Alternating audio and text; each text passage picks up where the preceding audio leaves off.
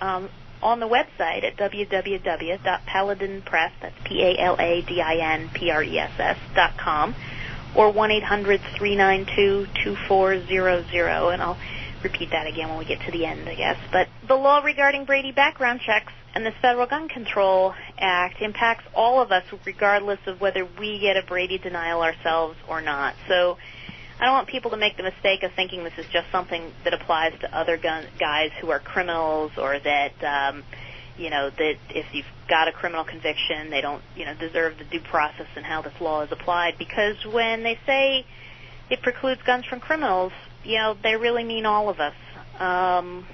It really can be applied, and the way that the Brady law is being applied now makes it more and more obvious that this Gun Control Act, it has the capability of disarming a large portion of the American citizenry. This Gun Control Act, that's been around since '68, throughout history has been applied with a lot of discretion on the part of law enforcement and prosecutors and judges, and in a lot of rural areas like Vermont, no one's actually bothered a guy who had a hunting rifle, even if he was technically not supposed to have one, as long as he wasn't doing something dangerous. And admittedly, that level of discretion has downsides, because in some places of the country, the law has really been applied in a very racist manner, like a lot of criminal laws have. But with these Brady background checks, and with the Bush administration's Project Safe Neighborhoods talking about promising 100% enforcement of the gun laws we already have, my analysis leaves me suspecting that something like half of the adult men in this country could well find themselves disarmed. And that disarmament, again, given the skewed nature of our justice system, is likely to have a heavy racial or cultural bias to it. But regardless, I think that if you actually look at these 9 categories of prohibition, if you in fact applied them without discretion to every single person they could be applied to, I think you're looking at disarming about half the adult men in the country. So I'd love to see Congress revisit the Gun Control Act, but something tells me that's not likely to happen real soon. So in the meantime, I'd really like to help empower gun owners, who are usually so fond of their rights and vocal about them, to be more assertive in putting the government to the test on these Brady denials by appealing the denials, challenging them in court when possible, and making sure that they don't just effectively roll over and let those rights be taken without a fight. When it got to the point where I was getting fairly overwhelmed with phone calls from folks all around the country asking me for advice on what to do when they get a Brady denial, I decided this book was the best way to get the answers to most of the questions I get out there and available to folks who've gotten denials, to their attorneys, and to basically to any of us who are interested in maintaining our firearms rights. You're listening to Talkin' to America with our guest, Cindy Hill. Here once again is your host, Aaron Zellman. Well, I guess the simple question is, so if someone gets a Brady denial, what should they do? The first thing, Aaron, is definitely don't panic and try not to get angry. And these Brady denials can come as a real shock and be emotionally very difficult for a lot of people, and often the first reaction is getting really upset, but that won't help anything. The guy behind the counter at the gun store does not know the reason for your denial, and he would love to sell you the gun if he could, but he can't. He's just been told he can't, so he's really caught in the middle.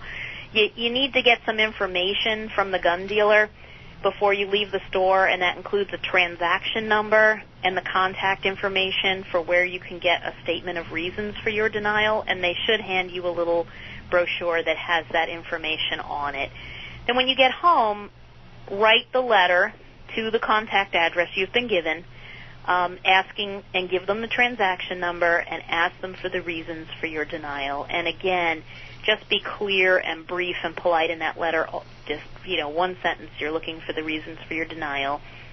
And don't assume that you know what that reason is going to be, and don't start arguing with them in the letter, because you can only cause more problems if you do at that point. And then this is really important. If you get a Brady denial, it means that it's been determined that it's illegal for you to be in possession of any firearms, even those you already have at home. So if you want to avoid possible seizure and forfeiture of your guns, But if you have guns at home already, you need to get them out of your possession. You can put them into storage with either a federally licensed firearms dealer or a friend or a relative who you know is themselves lawful to possess firearms and who will agree in writing to hold them and not let you have them back until your situation's resolved. Because the illegality is not owning the title to them. The illegality is them being in your possession, that is, in your reach. If you have them safely stored somewhere else where you can't get in possession of them, if you can't get your Brady denial resolved, you can at the least ensure that other relatives either inherit them or sell them for the cash and so on. If you keep them in your possession, they'll be seized by ATF often within a couple of days of your Brady denial, because these get reported right over to law enforcement, and they'll get melted down and you won't get any money for them and you'll never see them again, and that would really be tragic, especially with not only the finances involved in the investment of a gun collection, but many people have guns they're sentimentally attached to, and it would be terrible to lose, your dad's service pistol or, your grandfather's hunting rifle or something. So get your guns into a safe place. And once you get your guns safe and get the statement of reasons for your denial, I think you should get a copy of this book, the Brady Denial book, and then hire a local lawyer who's familiar with the field of law related to your denial, like criminal defense if it's a criminal conviction, mental health law if it's a mental incompetency issue, or military law if it's a dishonorable discharge issue, and so on. And then if your lawyer wants to, he or she can contact me for a consultation regarding the Brady denial case. They can email me at lawyerhill, LAWYERHILL, @yahoo.com. Would you like to give that again, please? Oh, sure. It's lawyerhill, LAWYERHILL, that's all one word, @yahoo.com.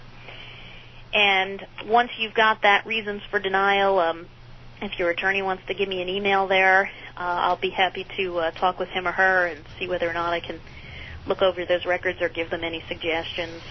But even without doing that, the book should give you and your lawyer a really good idea of the range of options available to you to either appeal your denial, challenge it in court, or maybe fix the underlying problem that caused the denial.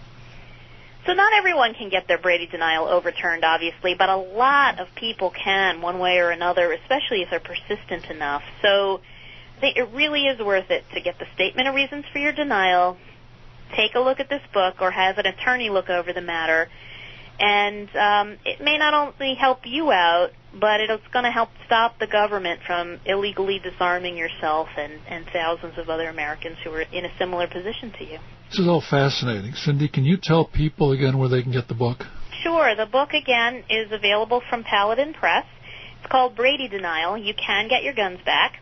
And Paladin Press can be reached on their website at www.paladinpress.com. That's PALADINPRESS.com. And you can also give Paladin a phone call at 1-800-392-2400. We've been talking with Cindy Hill about her book, The Brady Denial. This is Talkin' to America, produced by JPFO.org. And always remember, if you won't defend your rights, don't complain when you lose them. The opinions expressed on this program do not necessarily reflect those of JPFO.org or its members. Talkin' to America is a production of JPFO.org.